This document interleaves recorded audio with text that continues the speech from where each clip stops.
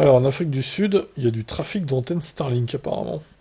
L'autorité indépendante des communications d'Afrique du Sud tente de mettre le pied sur les revendeurs Starlink non autorisés.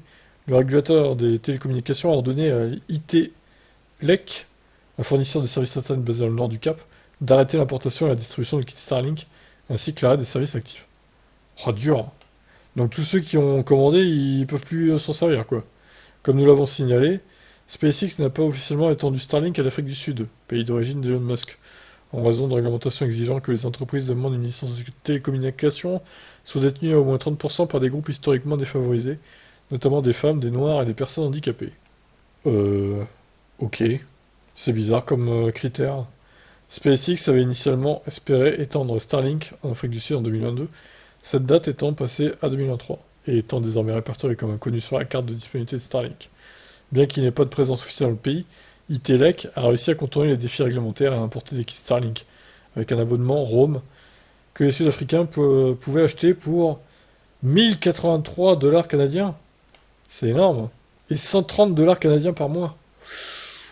Putain, c'est pas donné, hein. Je vais regarder 130 dollars canadiens, combien ça fait en euros. 88 euros par mois. Eh ben mon vieux, et donc 1083, ça doit faire... oh là là, ouais, 736 pour l'équipement. Bon, c'est délirant.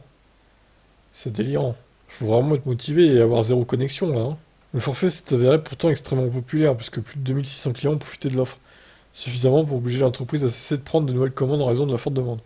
Mais il semble que ces efforts se soient désormais heurtés à un avertissement de l'ICASA, lui demandant de cesser toute acquisition, distribution et facilitation des produits Starlink dans le pays.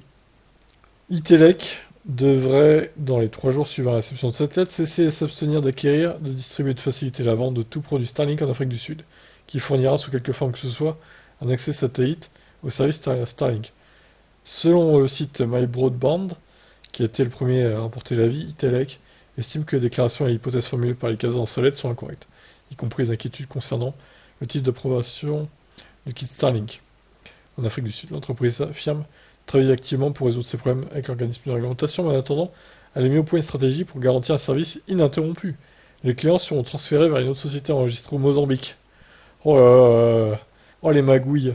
En plus de maintenir les Sud-Africains connectés, ça permettra également la distribution de kits Starlink à d'autres pays africains où le service n'a pas encore été lancé. Ils sont actuellement disponibles dans 4 pays africains, donc Starlink, Mozambique, Kenya, Rwanda et Nigeria. Alors pas sûr qu'il y ait beaucoup de personnes qui puissent là-bas dans ces pays se payer les kits Starlink, mais bon. Ok, bon, bizarre, hein. Bah, j'espère pour ceux qui ont payé l'équipement qu'ils vont pouvoir continuer de l'utiliser, parce que ça fait quand même 700 balles plus 88 euros par mois. C'est quand même pas négligeable comme somme, hein. Bon. Alors je sais pas quels sont les opérateurs là-bas dans ces pays, mais je sais pas quelles sont les offres. S'il y en a qui savent, hein, dites-moi en commentaire, hein, si on peut accéder à la DSL au moins là-bas, à une vitesse correcte, quoi. Ou s'ils sont obligés de passer par le satellite. Je sais pas du tout. Ça doit dépendre des villes, je pense. En tout cas, il n'y a pas la fibre, hein, je pense pas, hein. M'étonnerait. Allez, ciao.